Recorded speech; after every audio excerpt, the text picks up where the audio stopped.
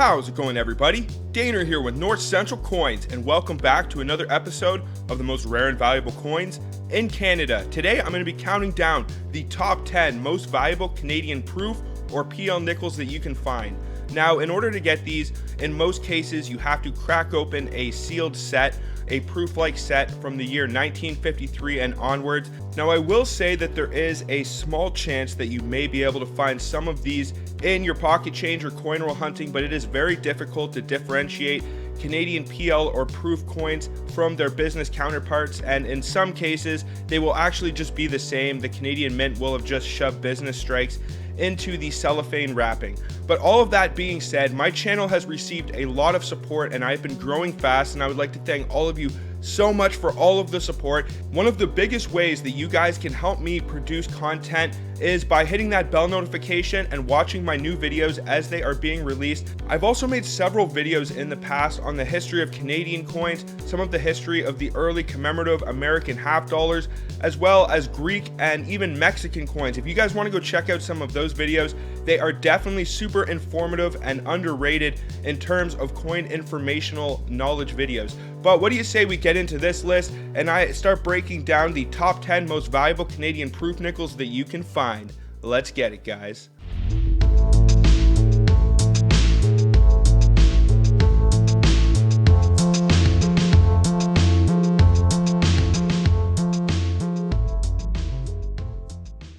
So as I start this list off, I'm going to work my way from number 10 being the least valuable all the way up to number 1 being the most valuable. Now, considering that these are Canadian proof nickels, they are not too crazy in terms of value. They have some pretty good premiums. I can assure you that number 1 is definitely worth some good money, so make sure to stick around to the end because you don't want to miss that one. But realistically, Canadian nickels are not all that valuable in terms of coin collecting.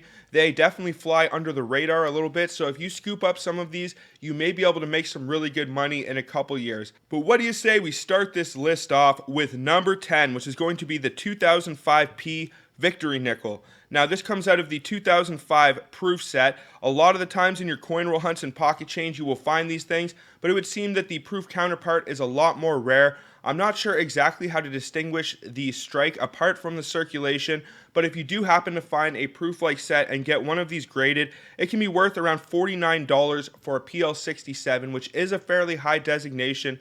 But considering it is a new modern nickel, there is a chance that it could score high up in the Sheldon scale. Number 9 is going to be the 1999p test token nickel. Now, this comes out of the 1999p test token proof set, and it was released in the year 1999 when the Canadian Mint started multiply plating their coins, and they added a P mint mark, but they weren't officially released for circulation until the next year. In the year 2000, the 2000p nickels started making their appearances. But the 2000p quarter and dime are some true holy grails. There's only a few that made it out into circulation.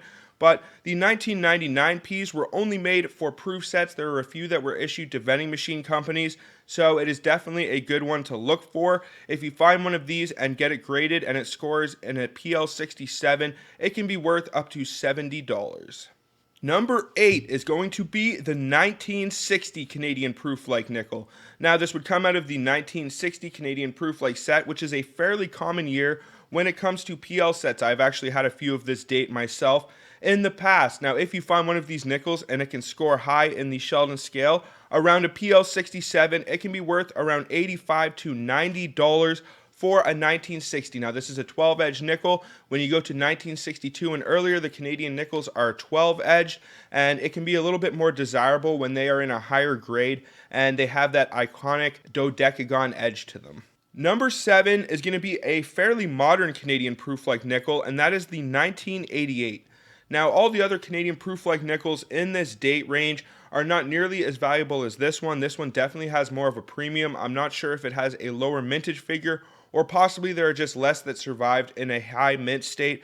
But in terms of value, the 1988 Canadian proof-like nickel can be worth around $92.50 for a PL67 example. Number 6 is going to be the 1955 PL nickel. Now, in terms of proof-like sets, the farther back you go, the harder it is usually to find them. And when you do buy them, you're going to pay a bit of a premium, especially when you go before the year 1960, because it is a lot easier to actually distinguish the PL strikes from the business strikes. They will look a lot nicer, they will have nice toning on them, so they are pretty desirable. So when it comes to the pre-60 proof-like nickels, a lot of the time they will have been accounted for. People have already pulled them out of sets and they will have been graded. But that isn't saying that maybe you can find them at your local coin shop or a flea market or a coin show. And if you happen to get them for anywhere near the melt value, you should definitely pick it up, because you could resubmit some of the smaller denominations and make some money, just like the 1955 nickel that can be worth all the way up to $118 for a PL67 example. Number 5 is going to be the 1977 Canadian nickel, and this is with doubling on the 7. Now, it is very rare that you actually have error attributions when it comes to proof-like strikes. I'm not going to say it's impossible, but it's just definitely a lot less common, especially when it comes to modern dates. Now, this 1977, to identify it, basically you want to look at the last 7 in the date, and if you can identify machine doubling, it can add a pretty substantial premium that can make it worth all the way up to $127 for a PL67 example. Number 4 is going to be the 1954 shoulder fold Canadian proof-like nickel. Now, for several of the Canadian coin denominations throughout the date range of 1953 to 1955, there exists shoulder fold and no shoulder fold variations. Basically, to identify it, what you want to do is look at the last I in DEI. And if the serifs at the end of this I flare out, then it is a no shoulder fold. And if they are straight and blunt, then it is a shoulder fold, which is the variety that you are looking for this 1954. And if you can identify this variety on the 1954 PL nickel, it can be worth all the way up to $294 for a PL67 example. Number 3 is going to be the first year Canadian proof-like nickel, and the variety that you are looking for is the no shoulder fold far leaf. Now, it can be very difficult when it comes to identifying the near and far leaf variety, so I definitely suggest you pull up a reference on the Coins in Canada website, or you get yourself a coin catalog. I will put up an example on the screen, but I'm not too sure how much it's going to help you out. Now, in terms of the 1953, you're looking for the no shoulder fold, which means that the ends of the eye will flare out and it will have pronounced serifs.